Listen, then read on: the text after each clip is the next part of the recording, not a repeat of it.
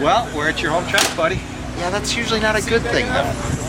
I've been reading all the press releases from the World of Outlaws saying how you can't wait to get back here and all these laps you got on this place and yada yada yada. Yeah. What's the real deal here, Boom? When you come home, there's a lot of pressure. Everybody thinks you should run good, and you know I have run good here before. I mean, I've run top 5 in an outlaw race here once, but it just, you know, we've been running good. We're off a little bit this weekend. I'm not real sure why, but I don't know. It's all about qualifying here. It's all about that one lap.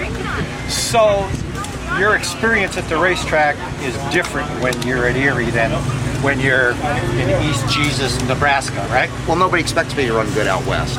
You know, we led 38 laps out there to Minnesota, and nobody expects you, so nobody's bothering you, you know. But here, they think you should win, and it's just not as easy. This is one of the hardest places to go because the local guys are just as good. Is that right? You take the Blairs, even back when Dick ran, State Line and Erie's had the best local group, the toughest, let's put it that way. Why? Why is that? Just think the way we grew up and how we raced, you know. You think about it, you've been around long enough, back in the day, you know, Chubb or my dad or Dick or any of these guys, it was all in rotation. They never got to start up front. I feel that's what made Chubb such a better racer. Yeah. If you won, you were starting 16th or 18th, whatever the rotation was back then. You know, my dad won them 18 races that year in 1984 in that sportsman class. Best he ever started was 12th. All them wins, the best start was 12th. And so, guys, you're local. Now it's different nowadays, even around here, but still. Yeah, you can't go back to those rotation deals anymore. No. Realistically, there's too much money. I mean, it's these cars here. You're up in the 80, 90,000 a car. You can't be punished for winning anymore. You know what I mean? Right. And that's how they looked at it back then. You know, everybody had a fair shot. But that's where I still believe in qualifying. That way, you determine where you start, your work or your driving or whatever. It ain't the luck of that hill draw. You've said many times that running the Outlaw Tour is like a dream of a lifetime. You still feel that way? I'm tired now, so no, but you know, I'm fortunate that my family and some good sponsors we have allowed me to do that. You know, I went all them years helping my dad and helping Chubb and didn't get to race till later in life, so you know, and I've had a little bit of success, which is nice. I just wanted to be able to be competitive. I just want to be able to line up. I'm not going to go out there and beat them guys on a night-to-night deal just for the fact that I didn't start till I was 36 years old. Well, do you ever say to yourself, geez, Boom, if I had stayed home, I'd be winning all the races? Yeah, but I don't know. I mean, this year we did it more this year because of the switch of the cars. We haven't had no help. Chubb has no help.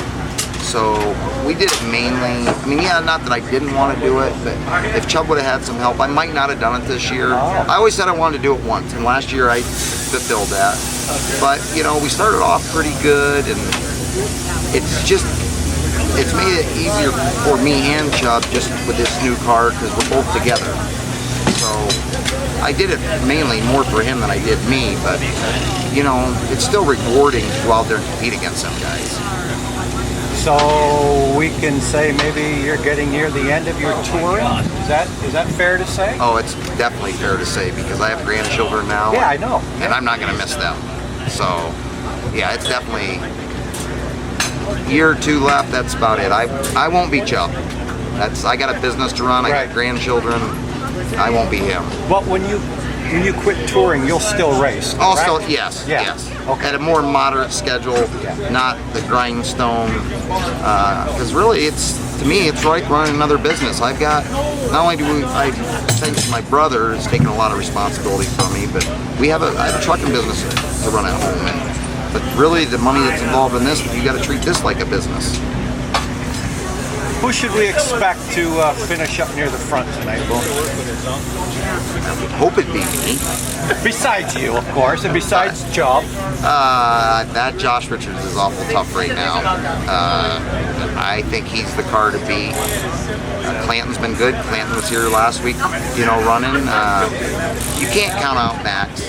Max is the best regional guy here. So I think them three guys, Robbie will tell you he's not the best qualifier, so he would throw himself out, but I wouldn't throw him out because yes, Max is good, but in my mind, Robbie's still really good. Well, just tell me, all over Facebook is your car doing one of these numbers. What happened? Bad luck. What it was is the winch cable got bound up, and when it unbound itself, it jerked and it just unhooked itself from the car. Okay. Didn't break. The wheel chocks were in the thing, unlike what people say. In fact, the wheel chocks all but stopped it for a split second until they just tipped over. But just luckily nobody was behind the car.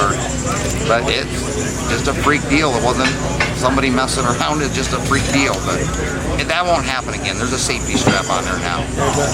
Well, great. This is great. Thank you so much for sharing. And we'll be rooting for you. All right.